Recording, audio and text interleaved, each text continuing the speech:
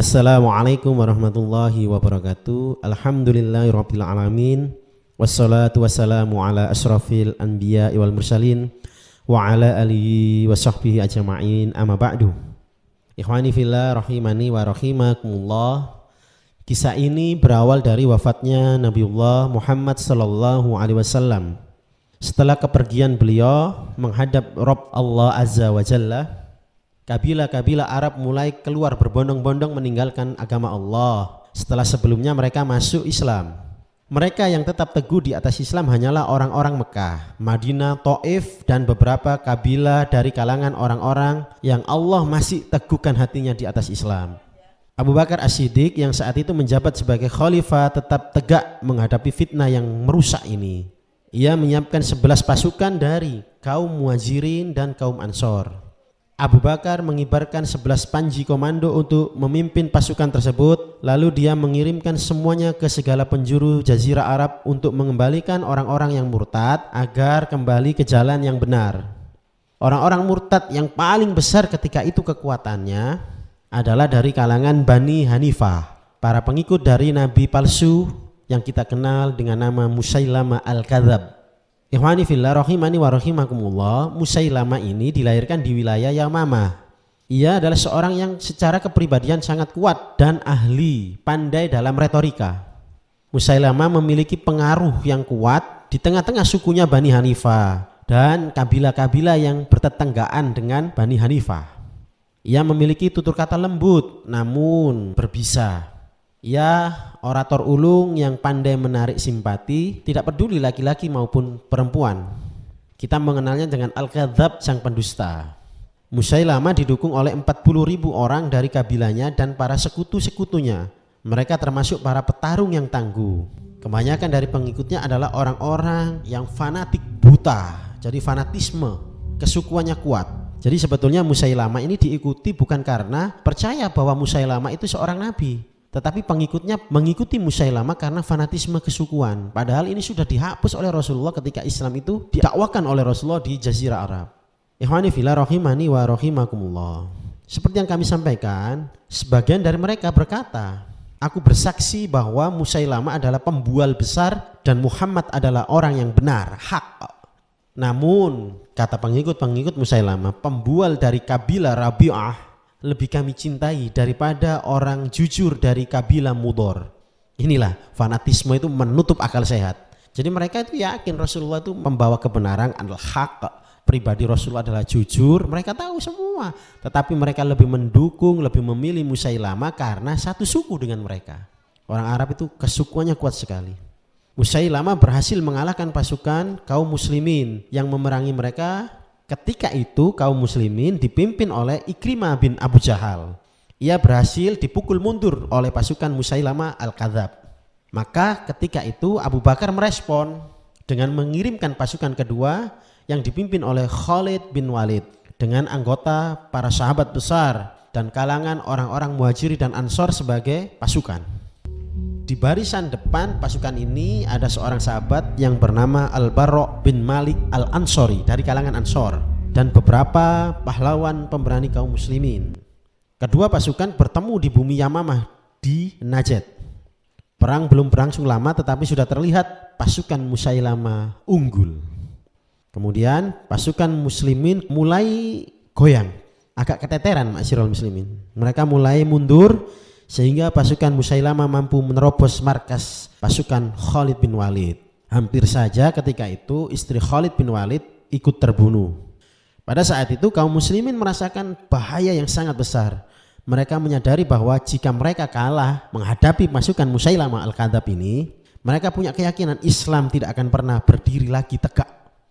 Inilah tantangan ketika Rasulullah pertama kali meninggal. Tantangan dakwah ini tidak pernah kita hadapi. Sahabat berusaha terus mempertahankan panji-panji, mempertahankan pelita Islam agar terus benderang, agar terus berkibar melanjutkan dakwah Nabi.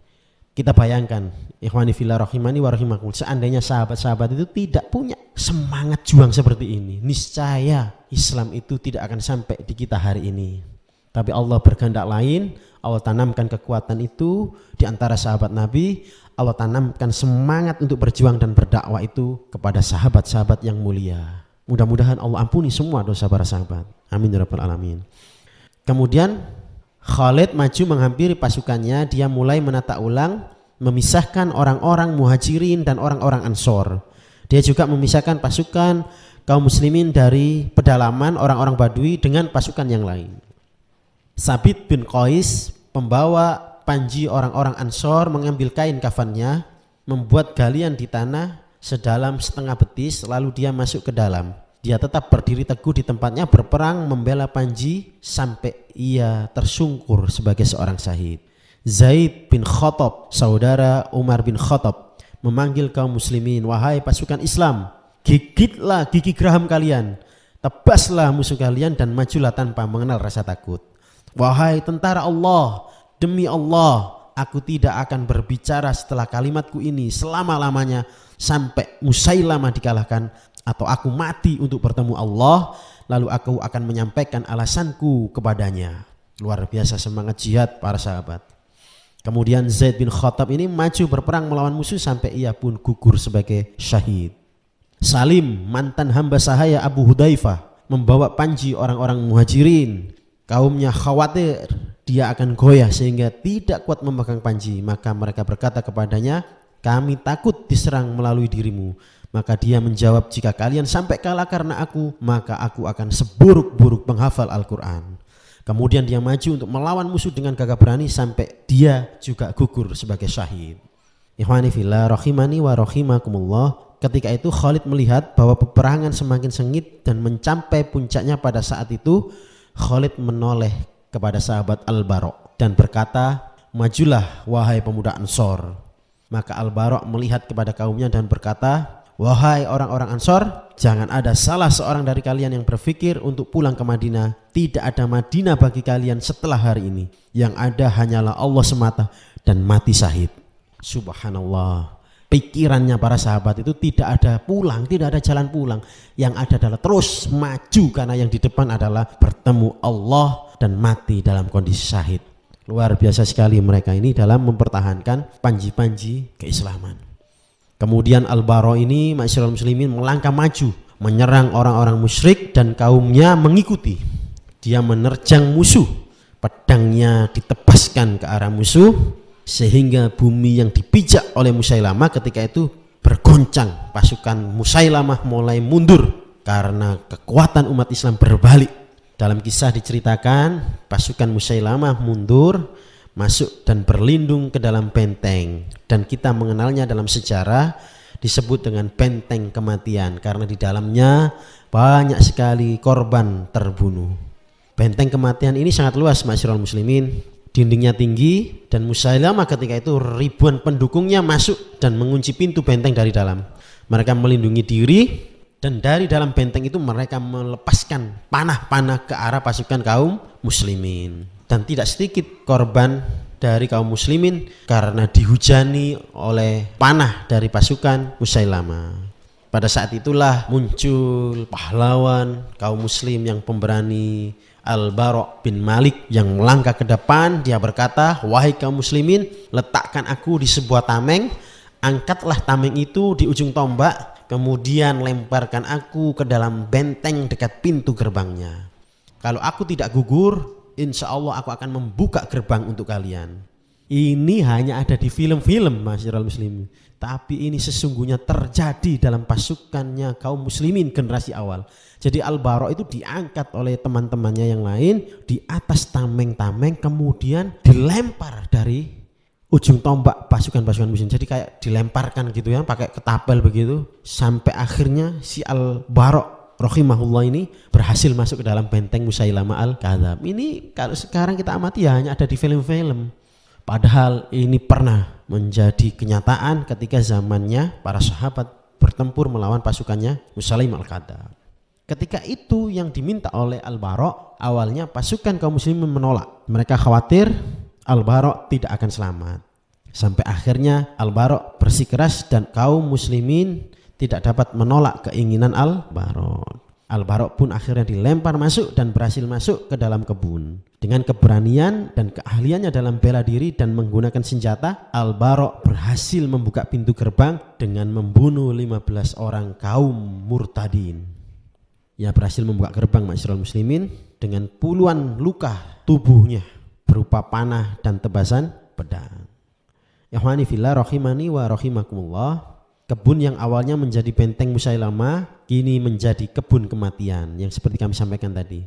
Kaum muslimin masuk kemudian menyerbu seluruh pasukan Musailamah Al-Kadzab sampai akhirnya si nabi palsu Musailamah Al-Kadzab meninggal dunia di tangan Wasi bin Harb, bekas budaknya Jabir bin Mu'thim yang dulu ketika perang Uhud dari tombaknya Hamzah menjadi syahid.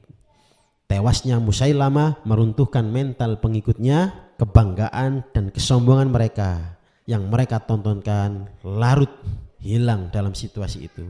Mereka seolah-olah tersadar, bingung, tak tahu harus berbuat apa, akhirnya mereka menyerah. Setelah kira-kira 21.000 tentara mereka tewas dalam pertempuran, dan ada yang mengatakan 500 atau 600 atau bahkan 1.200 kaum muslimin syahid. Al-Bara' yang tadi berhasil membuka pintu gerbang tempat perlindungannya Musailamah Al-Kadzab di Yamamah dibawa ke tenda untuk diobati.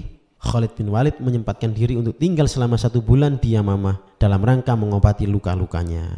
Semoga Allah memberikan balasan yang setimpal kepada para sahabat yang telah berjuang menegakkan agama Islam. Seandainya ketika itu Allah berkehendak Islam kalah, maka kita pun hari ini tidak akan menikmati manisnya iman dan Islam di bumi Nusantara.